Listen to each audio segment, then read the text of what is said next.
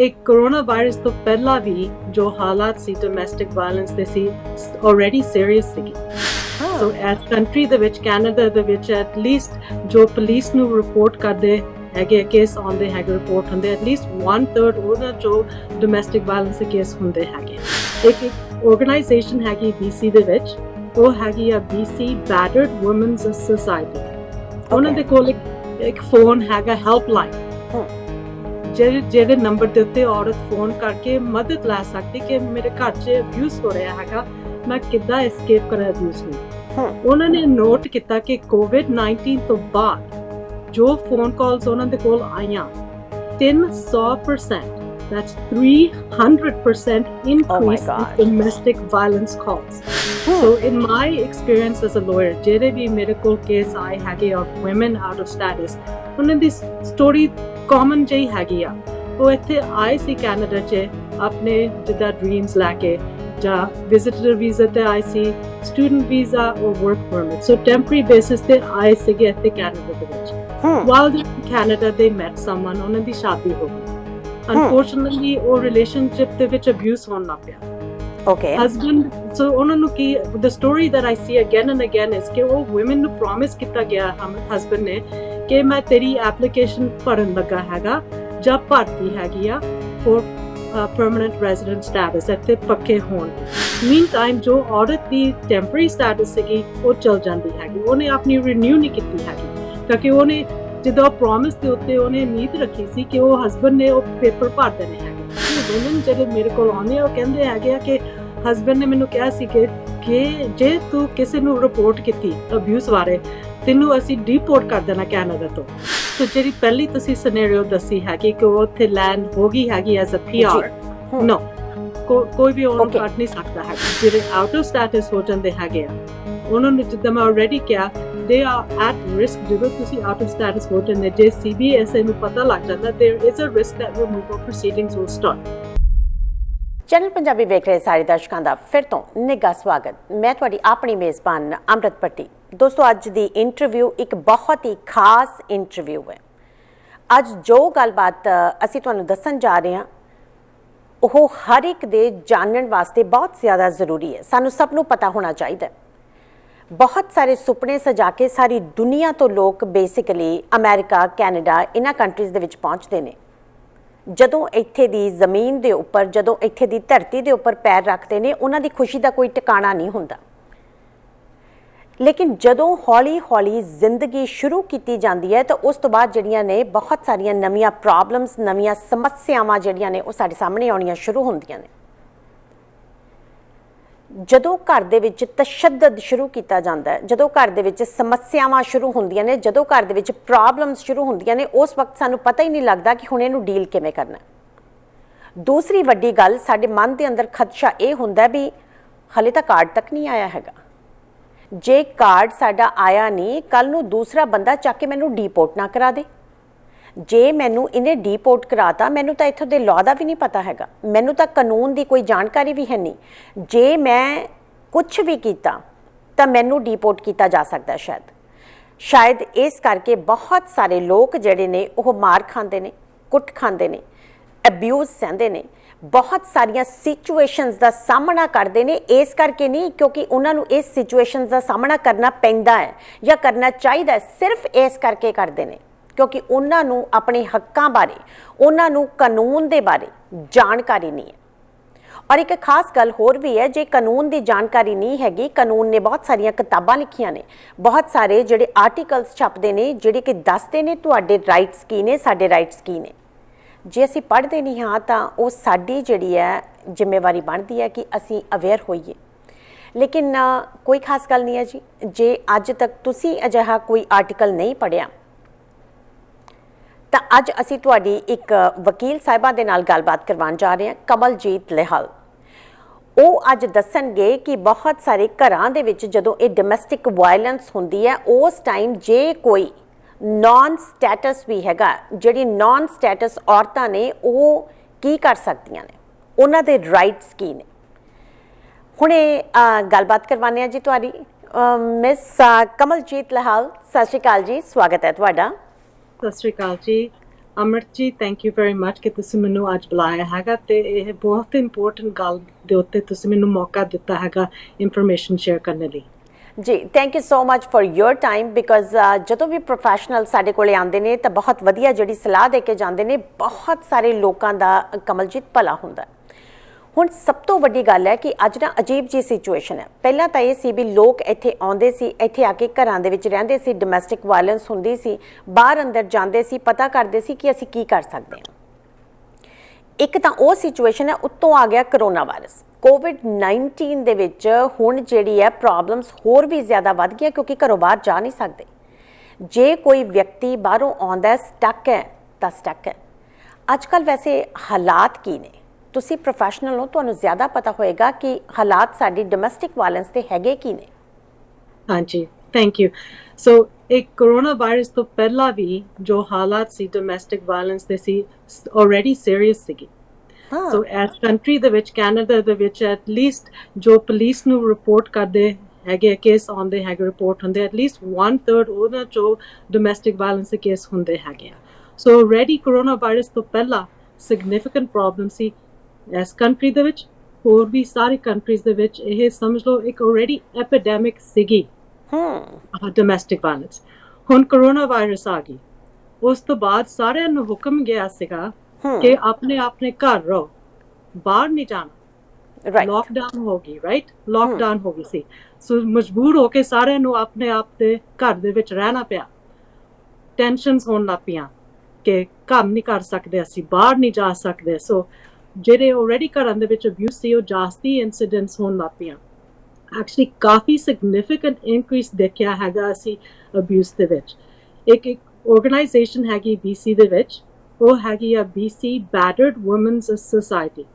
ਉਹਨਾਂ ਦੇ ਕੋਲ ਇੱਕ ਫੋਨ ਹੈਗਾ, ਹੈਲਪਲਾਈਨ, ਜਿਹੜੇ ਨੰਬਰ ਦੇ ਉੱਤੇ ਔਰਤ ਫੋਨ ਕਰਕੇ ਮਦਦ ਲੈ ਸਕਦੀ ਕਿ ਮੇਰੇ ਘਰ 'ਚ ਅਬਿਊਜ਼ ਹੋ ਰਿਹਾ ਹੈਗਾ, ਮੈਂ ਕਿੱਦਾਂ ਐਸਕੇਪ ਕਰਾਂ ਅਬਿਊਜ਼ ਨੂੰ। ਉਹਨਾਂ ਨੇ ਨੋਟ ਕੀਤਾ ਕਿ ਕੋਵਿਡ-19 ਤੋਂ ਬਾਅਦ ਜੋ ਫੋਨ ਕਾਲਸ ਉਹਨਾਂ ਦੇ ਕੋਲ ਆਈਆਂ, 300%, that's 300% increase in domestic violence calls during this pandemic. So I would say ਜੋ ਇਹ ਹੁਣ ਹੋ ਰਿਹਾ ਹੈਗਾ, ਪੈਂਡੈਮਿਕ ਤਾਂ ਹੈਗੀ ਆ ਕਰੋਨਾ ਵਾਇਰਸ ਦੀ, ਉਹਦੇ ਉੱਤੇ ਇੱਕ ਹੋਰ ਪੈਂਡੈਮਿਕ ਹੈਗੀ ਸਾਡੀ ਡੋਮੈਸਟਿਕ ਵਾਇਲੈਂਸ ਦੀ। ਬਿਲਕੁਲ ਬਿਲਕੁਲ ਸਹੀ ਹੈ। ਕਮਲਜੀਤ, ਬਹੁਤ ਸਾਰੀਆਂ ਔਰਤਾਂ ਜਿਹੜੀਆਂ ਘਰਾਂ ਦੇ ਵਿੱਚ ਨੇ, ਬਹੁਤ ਸਾਰੇ ਲੋਕ ਜਿਹੜੇ ਘਰਾਂ ਦੇ ਵਿੱਚ ਅਜੀਬ ਤਰ੍ਹਾਂ ਦੇ ਅਬਿਊਜ਼ ਦਾ ਸਾਹਮਣਾ ਕਰ ਰਹੇ ਨੇ।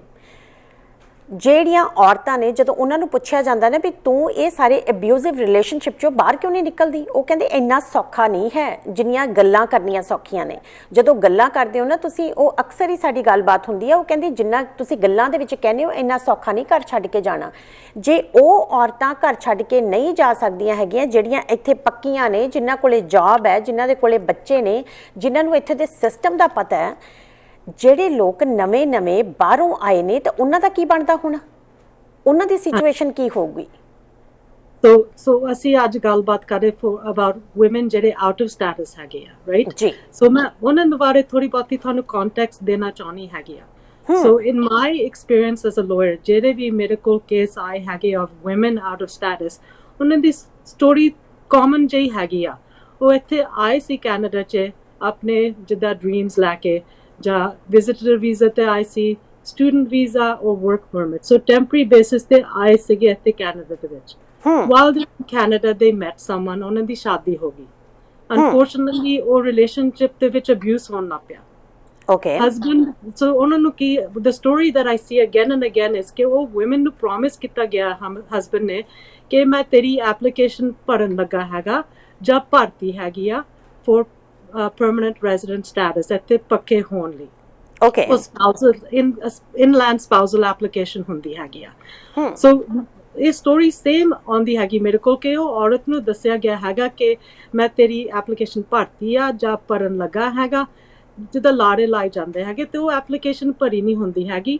ਮੀਨ ਟਾਈਮ ਜੋ ਔਰਤ ਦੀ ਟੈਂਪਰੇਰੀ ਸਟੇਟਸ ਸੀਗੀ ਉਹ ਚਲ ਜਾਂਦੀ ਹੈਗੀ, ਉਹਨੇ ਆਪਣੀ ਰੀਨਿਊ ਨਹੀਂ ਕੀਤੀ ਹੈਗੀ, ਕਿਉਂਕਿ ਉਹਨੇ ਜਿੱਦਾਂ ਪ੍ਰੋਮਿਸ ਦੇ ਉੱਤੇ ਉਹਨੇ ਉਮੀਦ ਰੱਖੀ ਸੀ ਕਿ ਉਹ ਹਸਬੈਂਡ ਨੇ ਉਹ ਪੇਪਰ ਭਰ ਦੇਣੇ ਹੈਗੇ। So ਬਟ ਜਦੋਂ ਕਮਲਜੀਤ ਇਹ ਤਾਂ ਬਹੁਤ ਜ਼ਿਆਦਾ ਆਮ ਗੱਲ ਨਹੀਂ ਹੈ, ਇਹ ਤਾਂ ਜ਼ਿਆਦਾ ਵਧੀਆ ਗੱਲ ਹੈ ਕਿ ਲੋਕ ਇਹ ਸੋਚਦੇ ਨੇ ਅੱਜ ਕੱਲ੍ਹ ਦੇ ਜ਼ਮਾਨੇ ਦੇ ਵਿੱਚ ਵੀ ਜੇ ਔਰਤ ਬਿਨਾਂ ਸਟੇਟਸ ਤੋਂ ਸਾਡੇ ਘਰੇ ਰਹਿੰਦੀ ਹੈ ਨਾ ਤਾਂ ਉਹਦੇ ਤਾਂ ਹੱਥ ਬੰਨੇ ਗਏ, ਉਹ ਤਾਂ ਪੱਕੀ ਹੈ ਨਹੀਂ ਗੀ, ਹੱਥ ਬੰਨੇ ਗਏ ਤਾਂ ਇਹਦਾ ਮਤਲਬ ਸਾਡੇ ਘਰੇ ਰਹੇਗੀ, ਜਿਸ ਤਰ੍ਹਾਂ ਅਸੀਂ ਚਾਹਾਂਗੇ ਉਸ ਤਰ੍ਹਾਂ ਰਹੇਗੀ, ਸਾਡੇ ਦਬਾਅ ਦੇ ਥੱਲੇ ਰਹੇਗੀ, ਸਾਡੇ ਹਿਸਾਬ ਨਾਲ ਰਹੇਗੀ। ਐਗਜ਼ੈਕਟਲੀ ਉਹੀ ਤਾਂ ਉਹ ਚਾਹੁੰਦੇ ਹੈਗੇ ਕਿ ਉਹਦੀ ਉਹ ਟੈਂਪਰੇਰੀ ਸਟੇਟਸ ਗਈ ਆ, ਹੁਣ ਸਾਡਾ ਹੱਥ ਉਹਦੇ ਉੱਤੇ ਹੈਗਾ, ਅਸੀਂ ਜੋ ਕਰਨਾ ਚਾਹੁੰਦੇ ਕਰ ਸਕਦੇ। ਤੇ ਐਕਚੁਅਲੀ ਵੂਮਨ ਜਿਹੜੇ ਮੇਰੇ ਕੋਲ ਆਉਂਦੇ ਆ ਉਹ ਕਹਿੰਦੇ ਹੈਗੇ ਆ ਕਿ ਹਸਬੈਂਡ ਨੇ ਮੈਨੂੰ ਕਿਹਾ ਸੀ ਕਿ ਜੇ ਤੂੰ ਕਿਸੇ ਨੂੰ ਰਿਪੋਰਟ ਕੀਤੀ ਅਬਿਊਜ਼ ਬਾਰੇ, ਤੈਨੂੰ ਅਸੀਂ ਡੀਪੋਰਟ ਕਰ ਦੇਣਾ ਕੈਨੇਡਾ ਤੋਂ। ਸੋ ਇਸ ਤੇ ਜੋ ਤੁਸੀਂ ਕਿਹਾ ਹੈਗਾ ਡੈਫੀਨਿਟਲੀ ਏਦਾਂ ਉਹ ਹੁੰਦਾ ਹੈਗਾ, ਗੱਲਬਾਤ ਹੁੰਦੀ ਹੈਗੀ ਆ।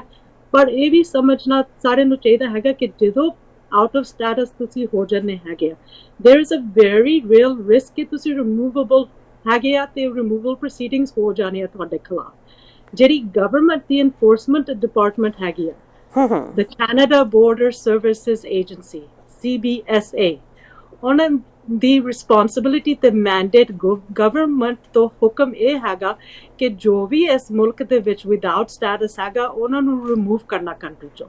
So it's not just that the husband is saying it. By law, when you become out of status, you become removable, a risk of removal. So definitely these women are very scared of leaving the abusive relationship. The key wrap in your relationship ਦੇ ਵਿੱਚ। ਅੱਛਾ ਕਮਲਜੀਤ, ਹੁਣ ਜਿਹੜੀ ਇਹ naan status ਦੀ ਤੁਸੀਂ ਗੱਲਬਾਤ ਕੀਤੀ ਹੈ, ਸਪੋਜ਼ ਕਰੋ ਕਿਸੇ ਕੋਲੇ ਕੋਈ ਸਟੇਟਸ ਹੈ, ਕੋਈ ਇੰਡੀਆ ਤੋਂ ਆਇਆ ਤੇ ਉਹਨਾਂ ਨੂੰ ਇੱਥੇ ਆਉਂਦਿਆਂ ਨੂੰ ਜਿਹੜਾ ਹੈਗਾ PR ਕਾਰਡ ਹਲੇ ਉਹਨਾਂ ਦਾ ਘਰੇ ਪਹੁੰਚਿਆ ਨਹੀਂ, ਹਲੇ ਉਹਨਾਂ ਦੇ ਕੋਲੇ ਕਾਰਡ ਹੈ ਨਹੀਂ। ਜੇ ਉਹਨਾਂ ਨੂੰ ਅਸੀਂ ਧਮਕਾਈਏ ਵੀ ਜੇ ਕੋਈ ਉਹਦਾ ਘਰ ਦਾ ਧਮਕਾਵੇ ਜਾਂ ਬਾਹਰਲਾ ਕੋਈ ਧਮਕਾਵੇ ਵੀ ਤੂੰ ਮੇਰੇ ਹਿਸਾਬ ਨਾਲ ਨਾ ਚੱਲੀ ਤਾਂ ਮੈਂ ਤੈਨੂੰ ਡਿਪੋਰਟ ਕਰ ਦੇਣਾ, ਇੱਕ ਤਾਂ ਇਹ ਸਿਨੈਰੀਓ ਹੈ। ਦੂਸਰਾ ਸਿਨੈਰੀਓ ਇਹ ਹੈ ਵੀ ਜੇ ਕੋਈ ਇੱਥੇ ਕੁੜੀ ਸੀਗੀ ਜਿਹਨੂੰ ਜਿਸ ਤਰ੍ਹਾਂ ਤੁਸੀਂ ਦੱਸਿਆ ਵੀ ਲਾਰਾ ਲਾਇਆ ਗਿਆ, ਆਪਣੇ ਘਰੇ ਰੱਖਿਆ ਗਿਆ, ਘਰੇ ਰੱਖਣ ਤੋਂ ਬਾਅਦ ਉਹਨਾਂ ਨੇ ਗੱਲਬਾਤ ਕੀਤੀ ਵੀ ਮੈਂ ਤੇਰਾ ਕੇਸ ਪਾਊਂਗਾ ਬਟ ਪਾਇਆ ਨਹੀਂ। ਹੁਣ ਉਹਦਾ ਜਿਹੜਾ ਸਟੇਟਸ ਹੈ ਉਹ ਨਾਨ ਸਟੇਟਸ ਹੋ ਗਈ ਹੈ, ਉਹਦੇ ਕੋਲ ਕੋਈ ਸਟੇਟਸ ਨਹੀਂ ਹੈ। ਇੱਕ ਧਮਕੀ ਉਹਨੂੰ ਦਿੱਤੀ ਗਈ ਵੀ ਜੇ ਤੂੰ ਮੇਰੇ ਹਿਸਾਬ ਨਾਲ ਨਾ ਰਹੀ ਤਾਂ ਅੱਜ ਹੀ ਚੱਕ ਕੇ ਤੈਨੂੰ ਜਹਾਜ਼ ਚੜਾ ਦੇਣਾ। ਇਹ ਦੋਨੋਂ ਸਿਨੈਰੀਓਜ਼ ਦੇ ਵਿੱਚ ਕੀ ਕਿਸੇ ਕੋਲੇ ਵੀ ਅਥਾਰਟੀ ਹੈਗੀ ਹੈ ਵੀ ਉਹ ਕਿਸੇ ਨੂੰ ਡੀਪੋਰਟ ਕਰਵਾ ਸਕਦਾ ਜਾਂ ਕਰਵਾਉਣ ਦੀ ਕੋਸ਼ਿਸ਼ ਕਰ ਸਕਦਾ? ਸੋ ਜਿਹੜੀ ਪਹਿਲੀ ਤੁਸੀਂ ਸਿਨੈਰੀਓ ਦੱਸੀ ਹੈਗੀ ਕਿ ਉਹ ਉੱਥੇ ਲੈਂਡ ਹੋ ਗਈ ਹੈਗੀ ਐਜ਼ ਅ PR, ਨੋ ਕੋਈ ਵੀ ਉਹਨੂੰ ਕੱਢ ਨਹੀਂ ਸਕਦਾ ਹੈਗਾ, ਏਦਾਂ ਦੀ ਧਮਕੀ ਦੇ ਨਹੀਂ ਸਕਦੇ unless there's allegations of misrepresentation or something। ਤੇ CBSA starts a proceeding on misrepresentation। ਜਦੋਂ ਕੋਈ ਇੱਥੇ ਪੱਕਾ ਆ ਜਾਂਦਾ ਹੈਗਾ it's hard to get them removed, okay? ਸੋ ਧਮਕੀ ਦੇਣੀ ਉਹ ਨਹੀਂ ਚੱਲਦੀ ਹੈਗੀ।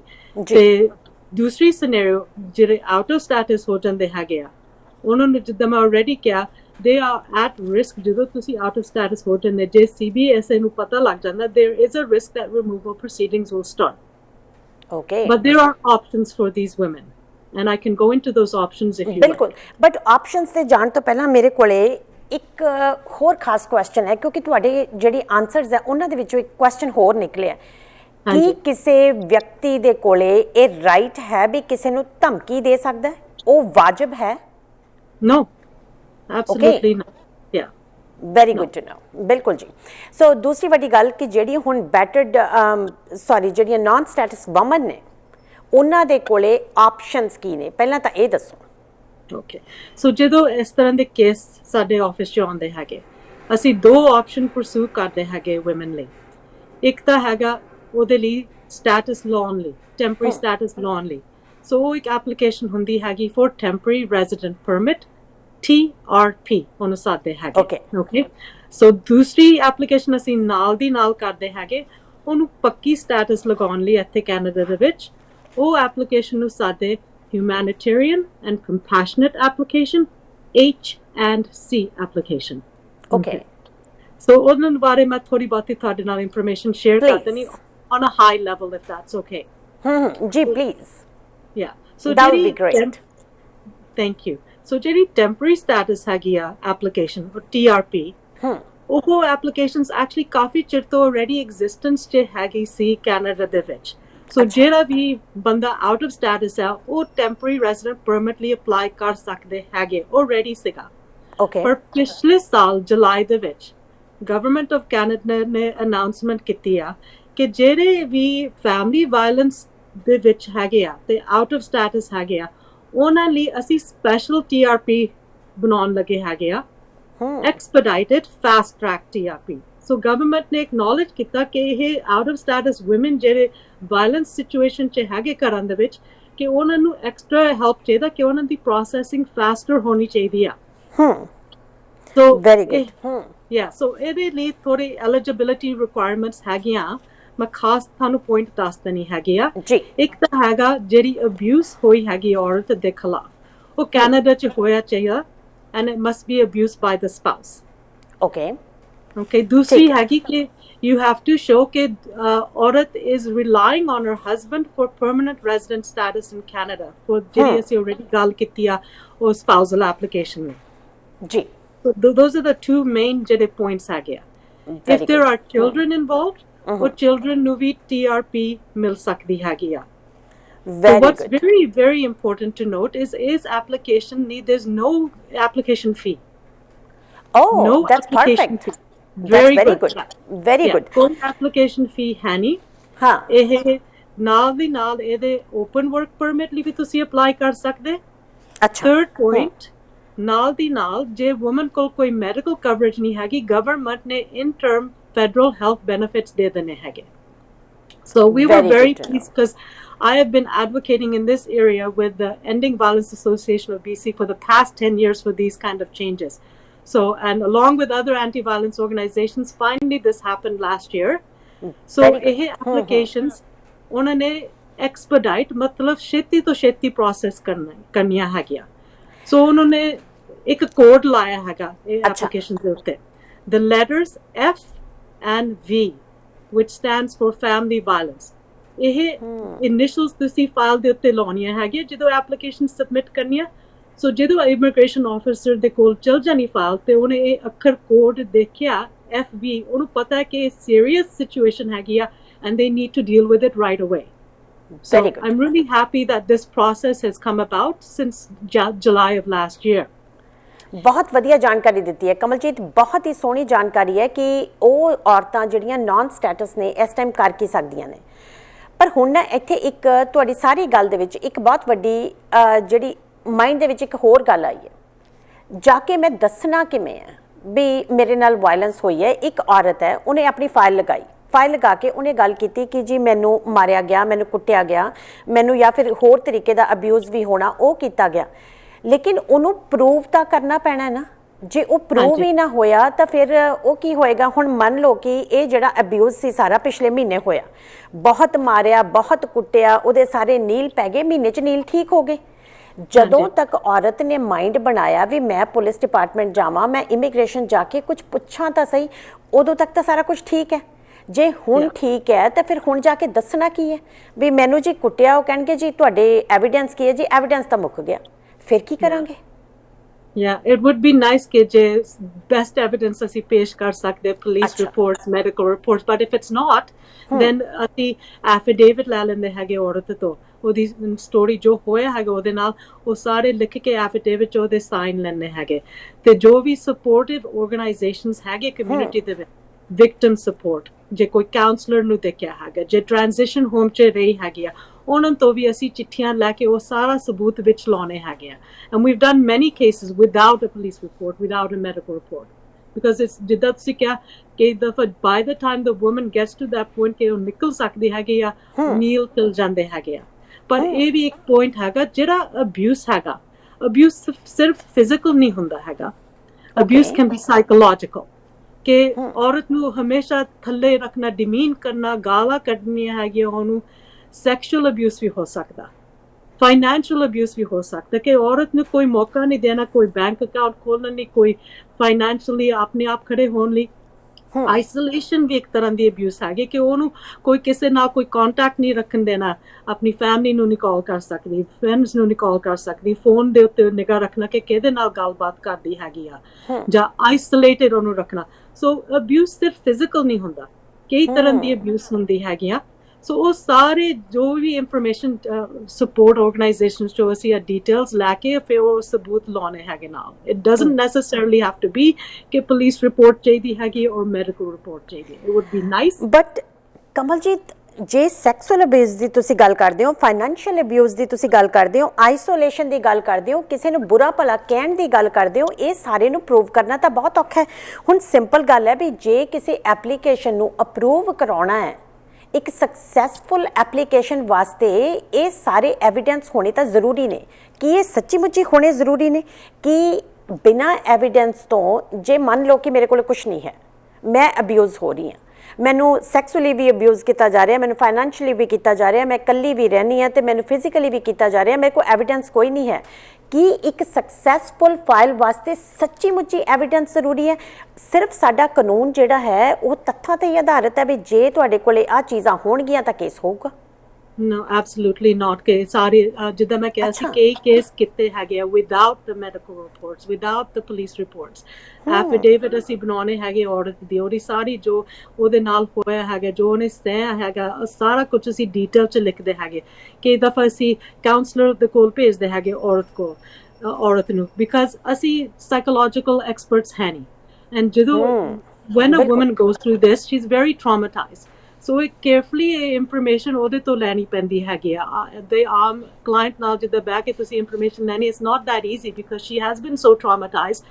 I often hire experts, counselors to talk to them, get that information, ਫਿਰ ਉਹ report ਲੈ ਕੇ counselor ਤੋਂ then we include that information.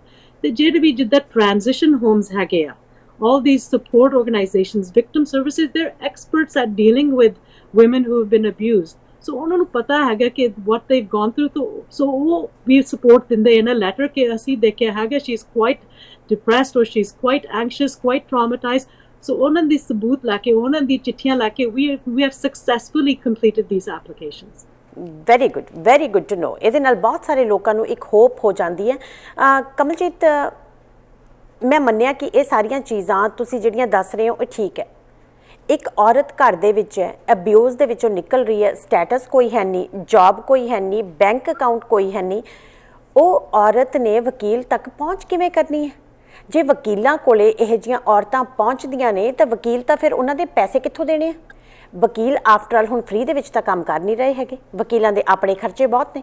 ਜੇ ਉਹਨਾਂ ਦੇ ਕੋਲੇ ਜਾਂਦੀਆਂ ਨੇ ਤਾਂ ਡਰ ਕਿ ਉੱਥੇ ਖਰਚਾ ਨਹੀਂ ਦੇ ਸਕਦੀ। ਜੇ ਅਸੀਂ ਕਿਸੇ ਹੋਰ ਜਿਹੜੀ ਵੂਮਨਸ ਸ਼ੈਲਟਰ ਕੋਲ ਜਾਣ ਦੀ ਉਹ ਕੋਸ਼ਿਸ਼ ਕਰਦੀਆਂ ਨੇ ਤਾਂ ਉਹਨਾਂ ਦੇ ਦਿਮਾਗ ਦੇ ਵਿੱਚ ਇੱਕ ਹੋਰ ਇਸ ਤਰ੍ਹਾਂ ਹੁੰਦਾ ਕਿਤੇ ਉਹ ਮੈਨੂੰ ਫੜ ਨਾ ਲੈਣ, ਜੇ ਮੈਨੂੰ ਉਹਨੂੰ ਫੜ ਲਿਆ ਇਮੀਗ੍ਰੇਸ਼ਨ ਨੂੰ ਦੇ ਨਾ ਦੇਣ, ਪਤਾ ਨਹੀਂ ਮੈਂ ਉੱਥੇ ਜਾ ਸਕਦੀ ਹਾਂ ਕਿ ਨਹੀਂ। ਬਹੁਤ ਸਾਰੀਆਂ ਔਰਤਾਂ ਇਸੇ ਡਰ ਦੇ ਨਾਲ ਬੇਸਿਕਲੀ ਛਿੱਤਰ ਖਾਈ ਜਾਂਦੀਆਂ ਨੇ। ਘਰ ਦੇ ਵਿੱਚ ਇਹ ਸਾਰਾ ਕੁਝ ਹੋ ਹੀ ਜਾਂਦਾ, ਇਹਨੂੰ ਕਿਵੇਂ ਸੌਟ ਆਊਟ ਕੀਤਾ ਜਾਵੇ?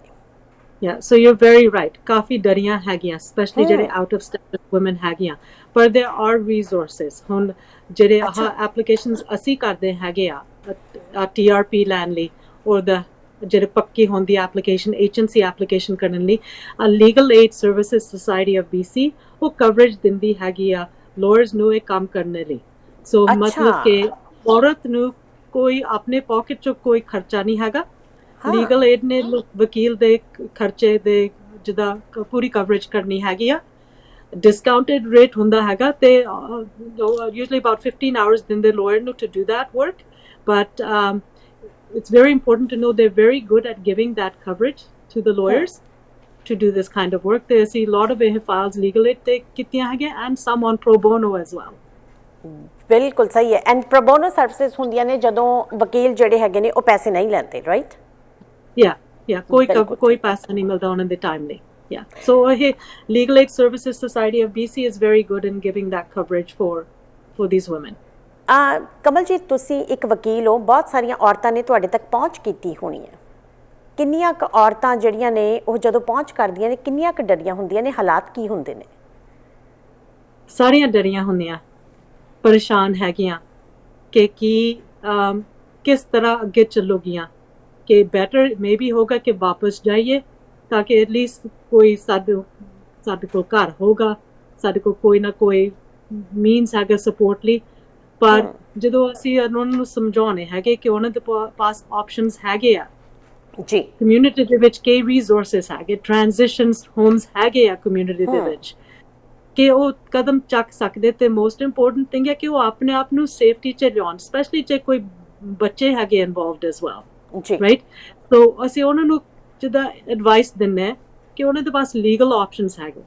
ਸੋ ਇੱਕ ਤਾਂ ਮੈਂ already ਤੁਹਾਡੇ ਨਾਲ ਗੱਲ ਕੀਤੀ ਸੀ about the TRP, ਉਹਨਾਂ ਲਈ ਟੈਂਪਰੇਰੀ ਸਟੇਟਸ ਲਾਉਣ ਲਈ। ਸੋ ਅਸੀਂ ਨਾਲ ਦੀ ਨਾਲ ਉਹਨਾਂ ਨੂੰ ਸਮਝਾਉਣੇ ਹੈ ਕਿ ਅਸੀਂ ਹਿਊਮੈਨਿਟੇਰੀਅਨ ਦੀ ਵੀ ਐਪਲੀਕੇਸ਼ਨ ਲਗਾਉਂਗੇ ਉਹਨਾਂ ਲਈ, ਉਸ ਐਪਲੀਕੇਸ਼ਨ ਨਾਲ ਪੱਕੇ ਹੋ ਸਕਦੇ ਇੱਥੇ ਕੈਨੇਡਾ 'ਚ। ਸੋ ਪਿਛਲੇ ਸਾਲ ਜੁਲਾਈ ਦੇ ਵਿੱਚ ਮੈਂ ਤੁਹਾਨੂੰ ਦੱਸਿਆ ਸੀ, ਗਵਰਨਮੈਂਟ ਨੇ ਅਨਾਉਂਸਮੈਂਟ ਕੀਤੀ ਸੀ ਕਿ ਅਸੀਂ TRP ਫਾਸਟ ਟਰੈਕ ਕਰਨੀ ਹੈਗੀ, ਐਕਸਪੀਡਾਈਟ ਕਰਨੀ ਹੈਗੀ ਆ। ਉਹਨਾਂ ਨੇ ਇਹ ਹਿਊਮੈਨਿਟੇਰੀਅਨ ਐਪਲੀਕੇਸ਼ਨ ਦਾ ਵੀ ਕਹਿਤਾ ਹੈਗਾ ਕਿ ਇਹਨਾਂ ਨੂੰ ਵੀ ਅਸੀਂ ਫਾਸਟ ਟਰੈਕ ਕਰਾਂਗੇ।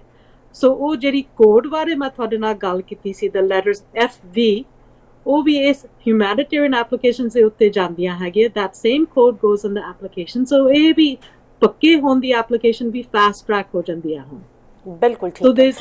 I'm actually quite encouraged right now ਜੋ situation ਹੈਗਾ, ਕਿਉਂਕਿ ਇਹ changes ਹੋਣ ਤੋਂ ਪਹਿਲਾਂ last year it sometimes took up to 2 years to get the permanent resident status.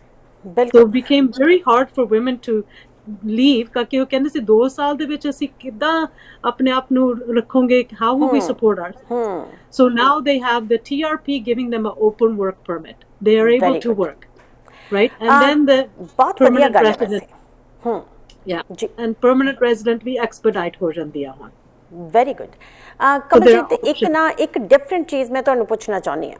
ਮੈਂ ਮੰਨਦੀ ਹਾਂ ਕਿ ਉਹਦਾ ਇਸ ਕੇਸ ਦੇ ਨਾਲ ਜਿਹੜੀ ਆਪਾਂ ਅੱਜ ਇੰਟਰਵਿਊ ਕਰ ਰਹੇ ਹਾਂ, ਇਸ ਤੋਂ ਥੋੜਾ ਜਿਹਾ ਹਟ ਕੇ ਹੈ ਇਹ ਕੁਐਸਚਨ। ਬਹੁਤ ਸਾਰੀਆਂ ਔਰਤਾਂ ਜਦੋਂ ਇਹ ਪ੍ਰੋਗਰਾਮ ਸੁਣਦੀਆਂ ਨੇ ਨਾ, ਮਰਦਾਂ ਦਾ ਮੰਨਣਾ ਇਹ ਹੁੰਦਾ ਹੈ, ਉਹ ਕਹਿੰਦੇ ਕਿ ਕਈ ਵਾਰੀ ਘਰ ਦੇ ਵਿੱਚ ਡੋਮੈਸਟਿਕ ਵਾਇਲੈਂਸ ਹੁੰਦੀ ਵੀ ਨਹੀਂ ਹੈ, ਕਈ ਵਾਰੀ ਘਰ ਦੇ ਵਿੱਚ ਕੁਝ ਹੁੰਦਾ ਵੀ ਨਹੀਂ ਹੈ। ਬਹੁਤ ਸਾਰੀਆਂ ਔਰਤਾਂ ਇੰਡੀਆ ਤੋਂ, ਪਾਕਿਸਤਾਨ ਤੋਂ, ਬਹੁਤ ਸਾਰੀਆਂ ਕੰਟਰੀਜ਼ ਤੋਂ ਇਸ ਕਰਕੇ ਵਿਆਹ ਕਰਕੇ ਇੱਥੇ ਆਈਆਂ ਹੁੰਦੀਆਂ ਨੇ, ਜਾਂ ਫਿਰ ਨਾਨ ਸਟੇਟਸ ਕਿਸੇ ਬੰਦੇ ਦੇ ਨਾਲ ਰਹਿ ਰਹੀਆਂ ਹੁੰਦੀਆਂ ਨੇ ਵੀ ਉਹਨਾਂ ਨੂੰ ਸਟੇਟਸ ਚਾਹੀਦਾ।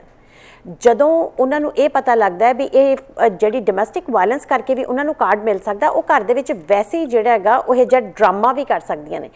ਕਿ ਸਿੰਪਲ ਇੱਕ ਕੁਐਸਚਨ ਹੈ, ਜੇ ਕਿਸੇ ਔਰਤ ਨਾਲ ਅਬਿਊਜ਼ ਨਹੀਂ ਹੋ ਰਿਹਾ, ਜੇ ਕੋਈ ਔਰਤ ਜਿਹੜਾ ਝੂਠਾ ਕੇਸ ਪਾ ਰਹੀ ਹੈ, ਜੇ ਕੋਈ ਔਰਤ ਜਿਹੜਾ ਸਿਰਫ ਇਹ ਡੋਮੈਸਟਿਕ ਵਾਇਲੈਂਸ ਦੇ ਜਿਹੜੇ ਇਹ ਸਾਰੇ ਟੈਂਪਰੇਰੀ ਰੈਜ਼ੀਡੈਂਟ ਲੈਣ ਦੀ ਕੋਸ਼ਿਸ਼ ਕਰ ਰਹੀ ਹੈ, ਕੀ ਇਹ ਸਹੀ ਹੈ?